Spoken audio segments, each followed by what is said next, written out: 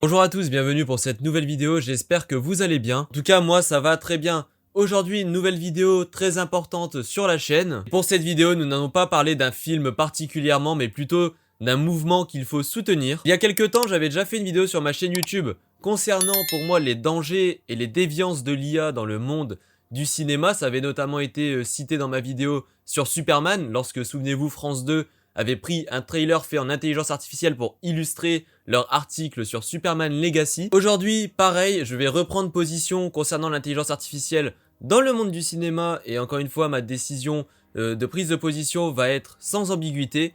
Je suis une nouvelle fois contre l'intervention de celle-ci dans notre monde. Pour moi, c'est quelque chose de déloyal, puisqu'on prend finalement des prompts qui ont été eux-mêmes inspirés par des artistes qui sont réels, on les mélange et on fait une image qui est synthétisée par une nouvelle fois, comme je l'ai dit, un prompt.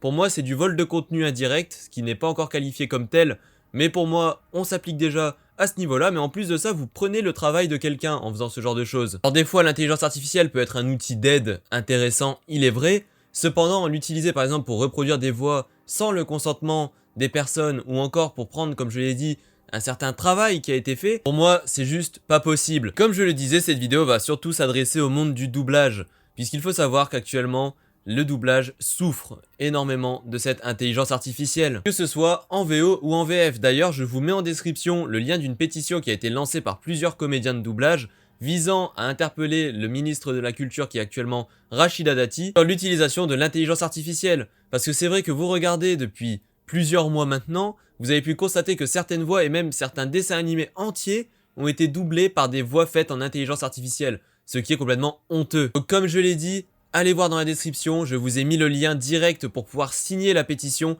Elle est actuellement à 197 000 signataires, il en faut 200 000 pour pouvoir l'envoyer. C'est gratuit et comme je l'ai dit, ça peut sauver des métiers très importants, je trouve, dans notre culture. Pour moi, l'intelligence artificielle doit être à tout prix limitée, et vraiment je prends position, comme je l'ai dit, sur ce sujet. Elle doit être limitée, voire même presque bannie de certaines professions, puisque malheureusement, elle vient anéantir le travail de certains. Parce qu'il faut savoir, lorsque, comme je le disais, par exemple avec des prompts pour quand vous faites des images, des affiches ou ce genre de choses, l'intelligence artificielle va se baser sur des choses qui ont déjà été faites, qui ont déjà été créées, et par conséquent sur le travail d'autrui. Donc si vous voulez, il y a quand même une notion finalement de vol de travail, comme je l'ai expliqué un peu plus précédemment dans cette vidéo, mais surtout c'est par rapport aux voix. Quand vous voyez par exemple, je vais prendre l'exemple qui a été, je pense, le plus connu de ces dernières semaines, c'est la voix de Sylvester Stallone qui a été doublée par intelligence artificielle et qui a été publiée. Mais attendez, mais sur quel monde vit-on? Déjà, ça rend hyper mal. En plus de ça, c'est un gros manque de respect envers le comédien qui est décédé, surtout que la famille avait notamment pas donné son accord pour que ce soit publié. Ils avaient dit ok pour faire un test en interne, on verrait ce que ça donne, mais ils avaient jamais dit qu'il fallait que ce soit publié. Et ça, je trouve encore une fois ça complètement honteux. Notamment au niveau de la version française, il faut savoir, c'est que il faut la protéger, cette version française. Qu'on regarde les films en VO ou non, on se doit de protéger cette version française. Lorsqu'un comédien français vient doubler une voix, même si c'est celle d'un acteur comme Leonardo DiCaprio, même si c'est celle de Marlon Brando, peu importe l'acteur, il doit quand même donner une prestation, il doit donner de l'âme et du sens aux mots qu'il va traduire. C'est pas une traduction littérale, sinon on aurait des films finalement qui seraient plats et mous. D'ailleurs, vous le ressentez bien, quand il y a un très bon doublage français, des fois ça peut même être vraiment une réinterprétation presque du film, sans pour autant dénaturer l'œuvre originale.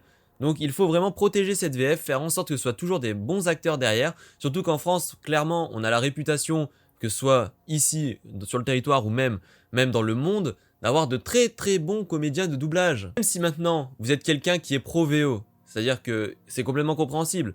Moi-même, je regarde, comme je l'ai dit, un maximum de films en VO. Mais certains films, par exemple certains films d'animation, je vais pas m'en cacher, j'aime les regarder en VF. Mais dans tous les cas, on doit protéger nos comédiens. Et c'est pas en faisant des tweets par moments qui peuvent être complètement dégradants envers les comédiens de doublage, en disant qu'au final, c'est juste un métier qui permet à des flemmards de ne pas regarder en anglais ou ce genre de choses, qu'on va sauver les choses et surtout faire bouger les choses. Comme je l'ai dit, le monde de la culture souffre beaucoup. Il souffre parce que le contexte actuel, que ce soit dans la culture même au-delà, ce qui se passe en termes géopolitiques, tout ce genre de choses, fait, comme je l'ai dit, que certains gouvernements sont venus à baisser les budgets alloués à la culture, et ça c'est du pain béni pour certaines boîtes de production qui n'attendaient que ça, puisque ça va être la raison finalement, la raison un peu légale, et pour un peu se donner bonne conscience de dire « Ah mais on utilise de l'intelligence artificielle pour faire des réductions de coûts et éviter justement de ne pas pouvoir sortir les films ». Voyez un peu le truc.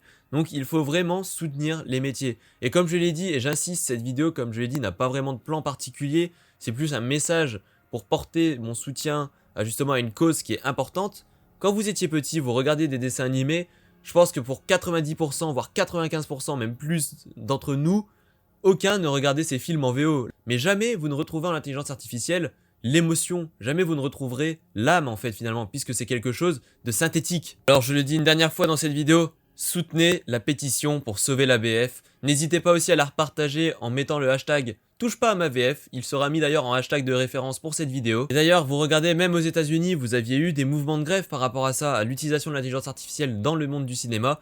Parce que là, comme je l'ai dit, l'intelligence artificielle touche vraiment sur tous les domaines. Cette vidéo était consacrée au doublage, mais ne vous étonnez pas que si on n'agit pas, un jour on se retrouve avec des films faits complètement par ordinateur, mais à 200%, où le scénario serait écrit par un équivalent de ChatGPT, où la réalisation ce serait un ensemble de prompts qui seraient alignés en s'inspirant justement des films qui ont déjà pu être faits. De même, les affiches promotionnelles ou quoi que ce soit, les designs des personnages, ce serait de l'intelligence artificielle.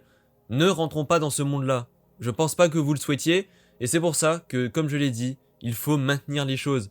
Même si vous êtes pro VO, même si vous ne tenez pas à la VF, il faut que vous soyez du bon côté de l'histoire. Il faut signer cette pétition. En faisant ces premiers barrages-là, même si c'est peut-être pas la chose, comme je l'ai dit, qui vous tient le plus à cœur, c'est justement un premier barrage à l'intelligence artificielle dans le monde du cinéma. Si on laisse passer ça, tout passera. Comme je l'ai dit, affiches, musique, réalisation, design, scénario, plus rien ne sera humain. Plus rien ne sera fait par nous-mêmes. Ça sera juste un enchaînement de prompts qui s'alignera sur votre écran. Nous devons éviter ça.